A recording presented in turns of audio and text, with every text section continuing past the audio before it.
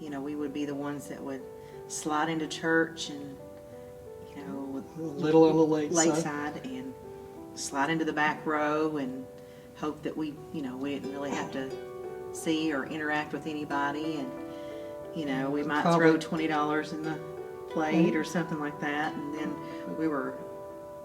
I'd say about 80% of the congregation had no clue that we'd even been there. Going to church when it was convenient for us more than anything.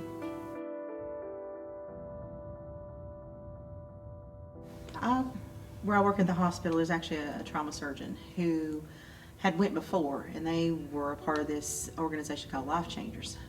Life Changers. And that's what it was for us. They were going, and I had always felt this drive to do something like that. But I thought, okay, medical part of it, got that. I can handle that. We can do that part. Mission work, where we would be like praying and talking to people. Yeah, that was kind of more of that was a foreign. Yeah. But there was something that just drove me to. It's like in my heart it was saying, you have to go. It wasn't like a choice. It's like I had to go. I needed to go. There was something that was telling me that this was what I needed to do. So for somehow all this kind of fell into place. One, we shouldn't have been able to afford to go. Two, we shouldn't be able to have gotten the time off from work. We had just gotten into our house. Remember, we had to get passports. We had to get immunization. Financially, there's no logical way where we should have been able to afford to go. We ended up the last 2 seats on the plane. It all just worked out. Yeah. We arrived in this Third World Airport at about 10 p.m. on New Year's Eve. And we had taken 2 suitcases, basically. We had one personal suitcase that we had to put everything in it that you possibly need for almost 3-week trip. And then your other suitcase was designated for all these supplies, medications, medical supplies for our clinic days. Customs people, none of the supervisors were there. You know, it's still a holiday even though you're in the middle of Africa. So there's just a handful of customs people there and no one with the authority that would give us permission to take these medical supplies and medications, you know, through customs. So we basically had to leave all of it in a corner in this Third World Airport overnight until someone with authority that would be willing to give it to us. I'm thinking, well, great. Yeah. What are we going to do? We're here. Everything that we need is there. What if it's stolen? What if somebody sells it? What if it's just gone? It just disappears. I truly, expected all of those supplies to have disappeared before we came back to get them. Because at that point we had no faith.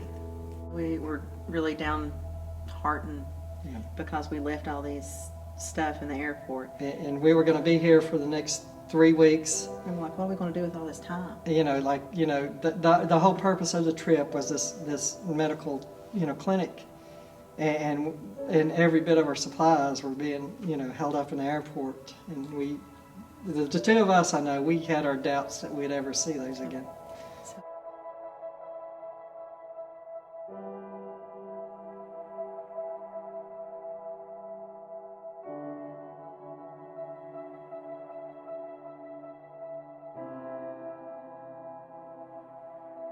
So we get to Father's house. This was what the place that we were staying in is called. And there's just this nothing but love and family atmosphere there. So they have adopted so many children from so many orphans. Both from Uganda and the Ukraine. Yeah. Like they were in the Ukraine before they went to Uganda. So they have this house, and one wing is a girl wing, and one wing's a boy's wing, and there's children and laughter and everything everywhere. But the first thing they do is gather everybody, the leaders of the teams, and they pray. And I'm like, okay, well that's a good idea. Let's do that. Yeah. But I'm still going, really? Do you Like really think that we're going to get all this stuff back? Right. Our faith was still on the weak. So we went through the motions of praying. Yeah. But the next day, though, about 3 of them went down there. Yeah, Eric Mufford, who is the son of the founder of Life Changers, and 2 of the surgeons went to the airport I'm not really sure what dealings they had with this third world customs agency. But we got our stuff back. We got every bit of the medical supplies back. And then we headed out. To northern Uganda. But this is where I feel that we truly began our change process. This was where we got affected. We went to these refugee camps, and it really rocked us. You would see bombed out vehicles, burned up buildings. We met people that, they had witnessed their families being executed. So all of these people were just in this refugee camp just because there's safety and strength in numbers. So they would leave their little villages because they'd be getting raided. And they'd go to these refugee camps where there is safety in numbers. So when we were up there in that most remote village, I felt that is where I really felt my life completely turned around. There was one day in particular that, really just summarizes every day of clinic. But this was in one of the most northern refugee camps we were in. I got up just to stretch my legs and try and step away for just a moment, get some water to drink, and I looked out the door. And this refugee camp, they said, had over 10,000 people in it. But I remember looking out that door, and there was a sea of people in front of me.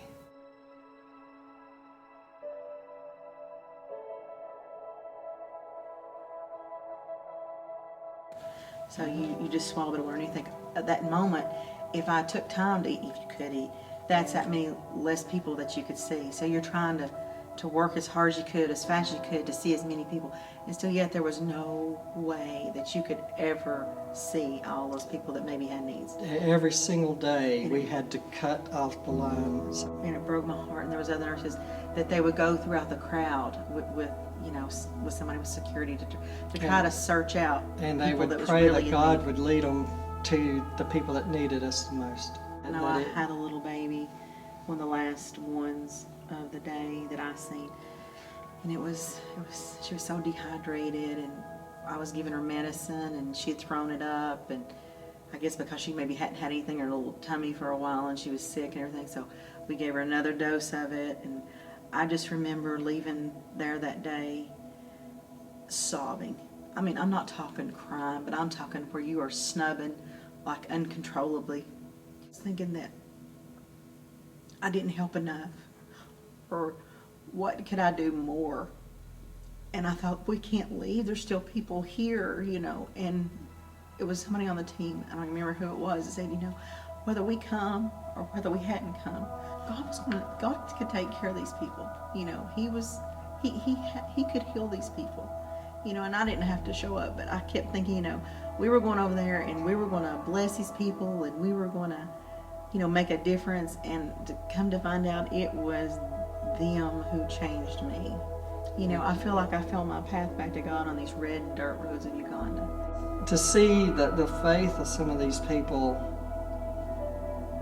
Who had nothing. I mean, they had nothing, and we have all these modern day conveniences, and we both have a good job. We just got a new house. I mean, we have vehicles. We have a great family. Everyone's healthy. And these people are grateful. And I just remember falling to my knees and saying, my God, I'm so sorry. How ungrateful I have been for everything that you've done for me and blessed me with. And it just absolutely humbled me and rocked me to my core.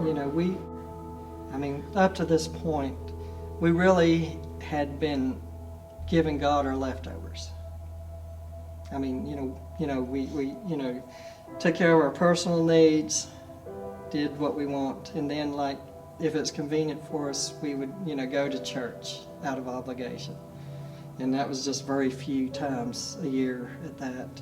It really humbled me. I was ashamed, is basically what it added up to. And then, we ended up flying back. And it's in this flight back that I truly, I want to call it my moment on the road to Damascus. I'm listening to this band. Some people will know it, some people won't, but the name of the band is called Blind Faith.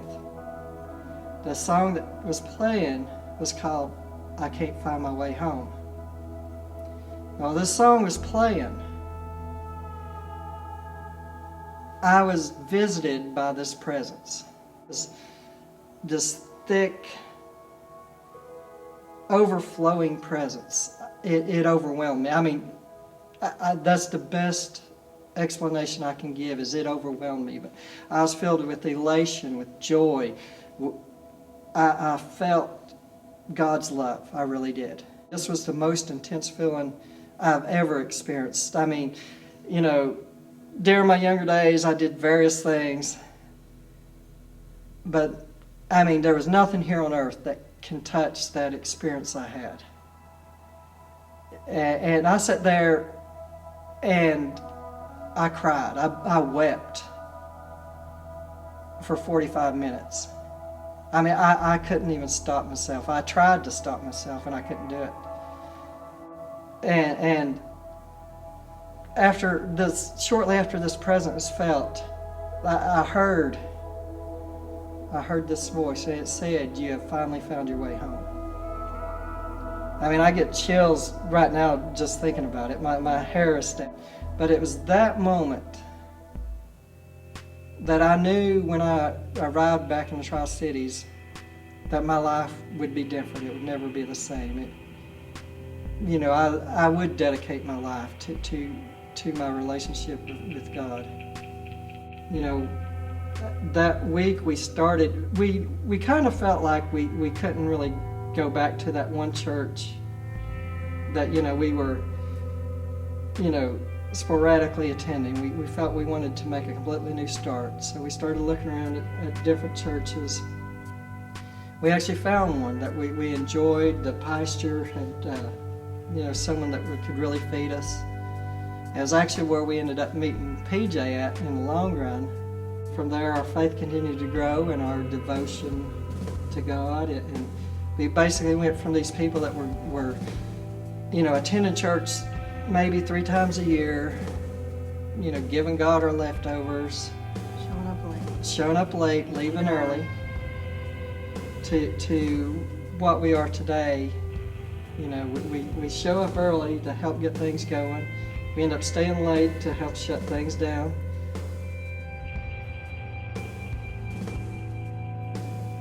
A lot of, you know, time and devotion that is well worth it.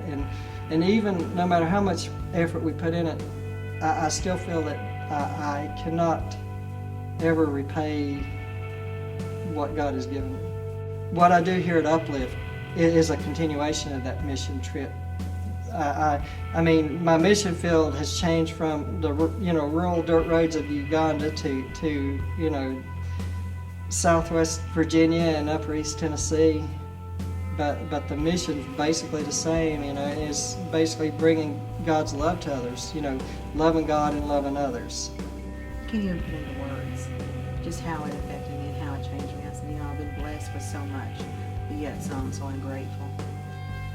I know it humbled me. It brought me to my knees. It rocked me to my very core. And I thought, you know, if He could forgive me and show me mercy, that I would change my life. Then I would live for His. It forever changed our life. That trip forever changed who we were, who I wanted to be, you know, and I'm not where I want to be with God. I only want to continue growing closer and closer to Him. But, you know, thank God I'm not where I used to be. The other mission trips, we went, you know, to places in Central America. We've done a lot of local, you know, missions. We've, you know, helped here in Southwest Virginia, Upper East Tennessee. It's just wherever God puts us, you know, I'm going to follow Him. We love this church. We love people. We love God fiercely. Do I love God like I never have, never thought I could. And I just want to keep doing better for Him because He deserves our utmost best. I'm David. And I'm Sabrina. And not only did we turn the page, we started a whole new book.